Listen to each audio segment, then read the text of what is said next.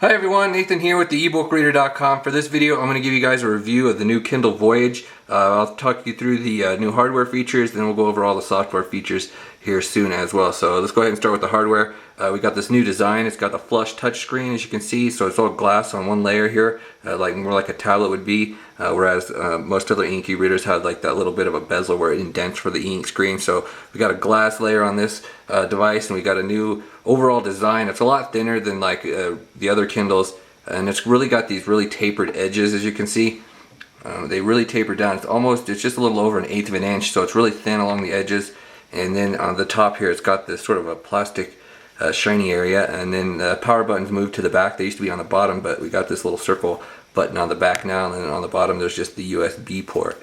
So a couple other new features. We got the high resolution screen, the 300 pixel per screen. It just makes text really dark and clear. The smaller text, like here in the menus, is super clear, and then like the smallest font settings, like really clear as well. It's more clear than like the Paperwhite, where it's a little more fuzzy. So some other added features we got here. We got a brightness adjuster. It's a automatic sensor up there that automatically adjusts the brightness of the screen, so you can adjust the light otherwise by just manually hitting the dial right here. So I'll go over the light a little bit later. I'll move into a darker location. Let's talk about the page sensors right now. So there's these page sensors along the screen. They're not actual buttons or anything. It's just glass there, and it's just a sensor like under the screen. So there's not actually any kind of button or anything. But you can turn the page press sensors on and off if you don't want to use them. And then there's feedback settings. So like these haptic feedback settings, if you have this on, then it gives a little bit of like a vibration. The whole device does. It's not like where you press the button. It's kind of like on the back.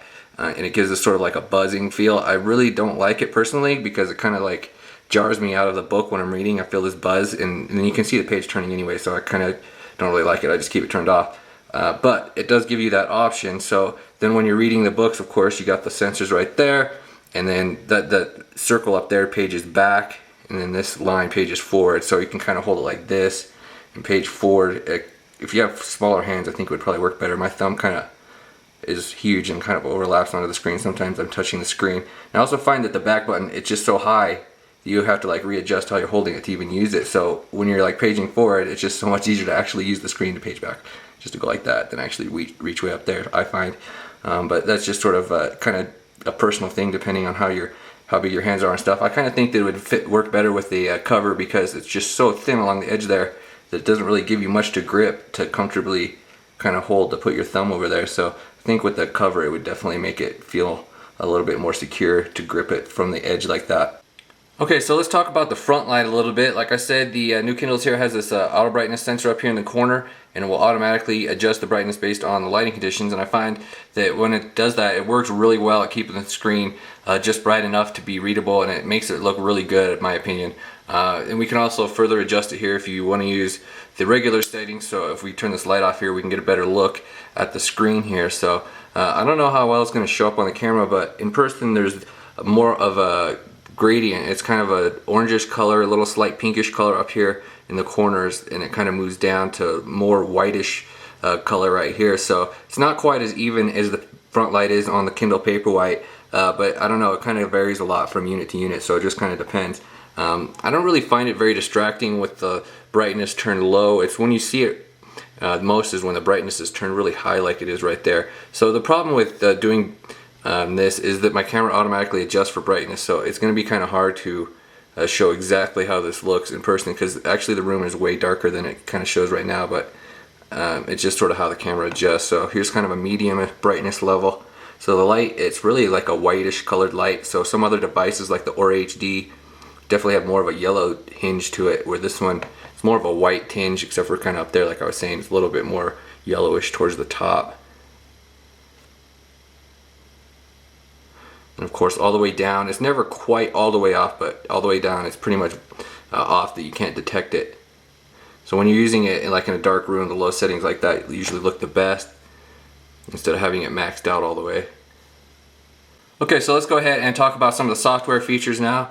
So from software perspective, the Kindles, they all run the same software. So I mean, you got all the exact same features from each device. So I mean, really the only thing that separates this device from the other ones is the high resolution screen and the page sensors, you know, the hardware features. So as far as software goes, you have the same exact features on all of these e-readers. So like I was saying, with the higher resolution screen, that small font, it looks really nice and clear. Let's go ahead and see if I can get a nice close-up here. See if the camera will look at it. Yeah, it makes the text with that high resolution screen really clear around the edges. It makes it darker too, and it also seems to make the background color a lot whiter. If you see my paper white comparison with this, you can definitely tell that the screen background's a lot whiter. I mean, it really does have a white paper quality to it now. Okay, so then some of the other fonts, I noticed that they definitely look clearer with the new high resolution screens. Like Palantino, I never cared for it at all on the Paperwhite just because it was really spindly. It's still spindly kind of, but I mean, it's just really clear with this high resolution screen. I really do like this 300 ppi screen. I hope it becomes the new standard and we get this on all e-readers, because definitely is the best looking e-ink screen yet. And when you got good lighting like this, I mean, it really is a very nice clear white screen. So we've got the same other fonts, like I said, with the other Kindles. We have all the same software features here. So let's just go ahead and walk through some of these. You got the huge font sizes, of course, and the little font sizes. And with the Kindles, you always have the 3 line spacing and 3 margin adjustments, even though I don't know who would read like this. I guess if you like reading paper articles, then it gives you kind of the feel of a newspaper article. Alright, so if you swipe up from the bottom of the screen, it opens the navigation window. From here you can jump by chapter using the arrows, and of course you can just use this dial right here in this little window right here. It's like a fast page scan feature. You can scan through pages quickly if you're looking for something, and then you tap it and it'll take you to that page. So if we tap up here in the corner, we can add bookmarks. The Kindle software has this cool bookmark feature where it displays all your bookmarks. So if we go to the next page here, let's use the page press sensor, cool, huh? And then we can go ahead and jump to each bookmark, and it opens a second window where you can see where you added the bookmark. If you just wanted to go to that page, you could. So that's kind of a cool feature with the bookmark layout. So then you can also obviously add notes and highlights, just like always. You can drag exactly where you want it to end. I've always found the Kindles work really well for that, for the highlighting and note-taking features. Not only because it works well on the device, it's nice and smooth, but you can export it easily. You can get to your notes and highlights online, and then like all these notes and highlights that we add here, it gets added to a text file on the device, and you can actually easily export that. So the My Clippings file, you can actually export your notes and highlights. So that's something you don't get on other e-readers. You can also access them online and use other programs to format them better. So that is definitely an advantage with the notes and highlights, how that works. And so when we tap up here, we can get the option to jump to page, and that also lists all your notes and highlights on that section. So you can jump to that as well and delete them. And then we can also jump over here for the table of contents. For navigation, we've also got X-ray. So I always like the X-ray feature on the Kindle, and it's something I kind of miss when I go to other devices, just because you kind of get this different information about your characters. You can just like get a like brief synopsis about what the character, who the character is, and all that, and it opens up the Shelfari information right here with the web browser. So the other features with the Kindles, we've got the instant translations. It uses Bing's translation. So if we just highlight on a word, hit more, and we get the dictionary. And if we hit more, we can pop over the translations, and you can use any of these languages on here.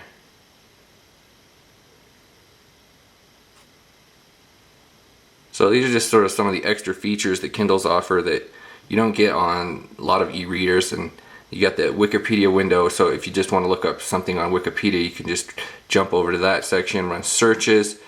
You can also share on social networks, Facebook, Twitter, Goodreads. So the device has Goodreads integration. So this is how the home screen lays out. You get this list right here. When you get the device, by default it shows recommended titles there, but you can turn that off in settings so that you get more titles shown here. We got the different sorting options. You can sort by different categories.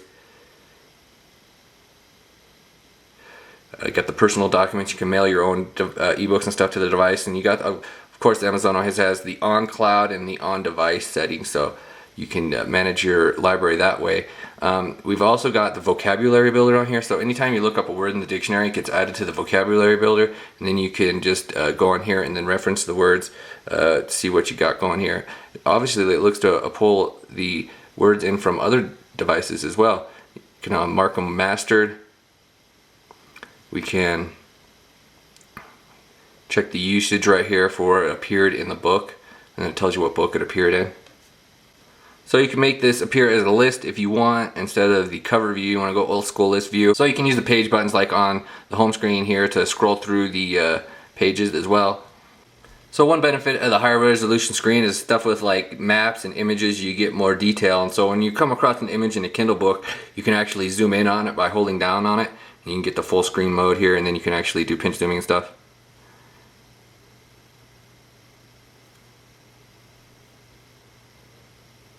Alright, so the Kindles, they have pinch zooming as well, so 2-point touch if you want to just adjust the font size on the fly, or if you're using like the web browser or PDFs.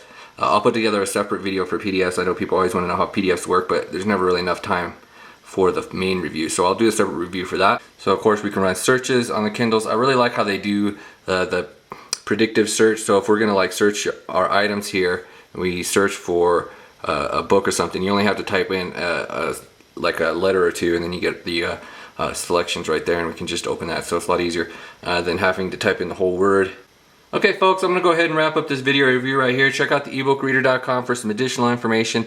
Of course have other comparison reviews for this device, and the full review for this as well, with some additional info and some tips and tricks as well. So if you need any more info, check out the ebookreader.com. You folks have a good day.